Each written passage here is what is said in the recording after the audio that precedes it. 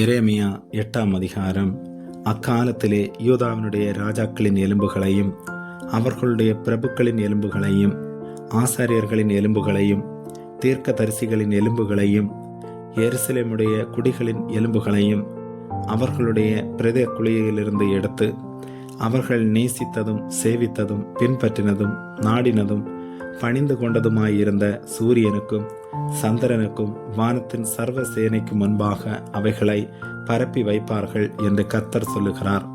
அவைகள் மாறி அடக்கம் பண்ணப்படாமல் பூமியின் மேல் எருவாகும். இந்த துஷ்ட வம்சத்தில் மீதியாயிருந்து என்னால் எல்லா இடங்களிலும் துரத்திவிடப்பட்டு மீந்திருக்கிற யாவருக்கும் ஜீவனை பார்க்கலும் மரணமே விருப்பமாயிருக்கும் என்று சேனைகளின் கர்த்தர் சொல்லுகிறார். நீ அவர்களை நோக்கி, விழுந்தவர்கள் எழுந்திருக்கிறதில்லையோ, வழி தப்பி போனவர்கள் திரும்புகிறதில்லையோ? ஆனாலும் எருசலேமியராகிய இந்த ஜனம் என்றைக்கும் வழி தப்பி போகிறதென்ன? கபடத்தை உறுதியாய் பிடித்திருக்கிறார்கள், திரும்ப மாட்டோம் என்கிறார்கள். நான் கவனித்து கேட்டேன், அவர்கள் யதார்த்தம் பேசவில்லை. என்ன செய்தேன் என்று சொல்லி தன் பொல்லாப்பு நிமித்தம் மனஸ்தாபப்படுகிறவன் ஒருவனுமில்லை. யுத்தத்துக்குள் பாய்கிற குதிரையைப் போல அவரவர் வேகமாய் ஓடிப்போனார்கள். ஆகாயத்திலுள்ள நாரை முதலாய் தன் வேலையை அறியும் காட்டுப்புறாவும் கொக்கும் தகைவிலான் குருவியும் தங்கள் வரத்தக்க காலத்தை அறியும். என் ஜனங்களோ கர்த்தரின் நியாயத்தை அறியார்கள் என்று கர்த்தர் உரைக்கிறார் என்று சொல். நாங்கள் ஞானிகள் என்றும் கர்த்தருடைய வேதம் எங்களிடத்தில் இருக்கிறதென்றும் நீங்கள் சொல்லுகிறதப்படி மெய்யாகவே இதோ வேத பாரகரின் கள்ள எழுத்தாணி அதை அபத்தமாக்குகிறது. ஞானிகள் வெட்கி கலங்கி பிடிபடுவார்கள். இதோ கர்த்தருடைய சொல்லை வெறுத்து போட்டார்கள். அவர்களுக்கு ஞானம் ஏது? ஆகையால் அவர்களுடைய ஸ்திரீகளை அந்நியருக்கும் அவர்களுடைய வயல்களை அவைகளை கட்டி கொள்பவர்களுக்கும் கொடுப்பேன்.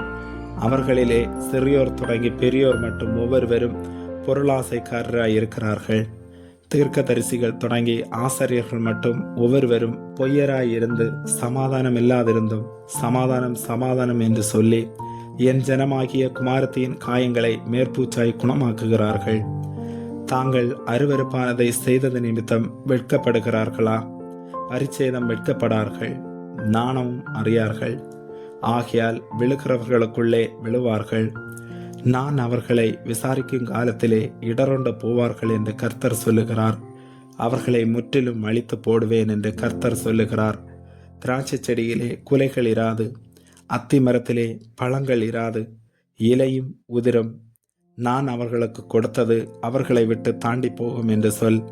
நான் சும்மா இருப்பானேன்? கூடி வாருங்கள், நாம் அரணான பட்டணங்களுக்குள் பிரவேசித்து அங்கே சங்காரமாவோம். நாம் கர்த்தருக்கு விரோதமாய் பாவம் செய்தபடியால் நம்முடைய தேவனாகிய கர்த்தர் நம்மை சங்காரம் பண்ணி நமக்கு பிச்சு கலந்த தண்ணீரை குடிக்க கொடுக்கிறார். சமாதானத்துக்கு காத்திருந்தோம், பிரயோஜனம் இல்லை. ஆரோக்கிய காலத்துக்கு காத்திருந்தோம், இதோ ஆபத்து. தானிலிருந்து அவர்களுடைய குதிரைகளின் மூச்சறைதல் கேட்கப்படுகிறது. அவர்களுடைய பலத்த அஸ்வங்கள் கனைக்கிற சத்தத்தினால் தேசமெல்லாம் அதிர்கிறது. அவர்கள் வந்து தேசத்தையும் அதில் உள்ளவைகளையும் பட்டணத்தையும் அதன் குடிகளையும் பட்சிப்பார்கள். மெய்யாய் இதோ தடை கட்டப்படாத சர்ப்பங்களையும் கட்டுவிரியன்களையும் உங்களுக்குள் அனுப்புகிறேன்.